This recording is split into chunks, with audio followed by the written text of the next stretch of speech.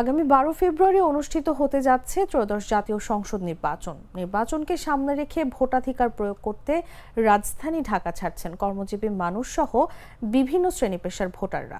Kamalapur railway station ঘুরে দেখা গেছে সেখানে ঈদের মতো উৎসব মুখর পরিবেশ বিরাজ করছে। মঙ্গলবার ভোর থেকে কমলাপুর স্টেশনে যাত্রীদের উপচে পড়া ভিড় দেখা যায়।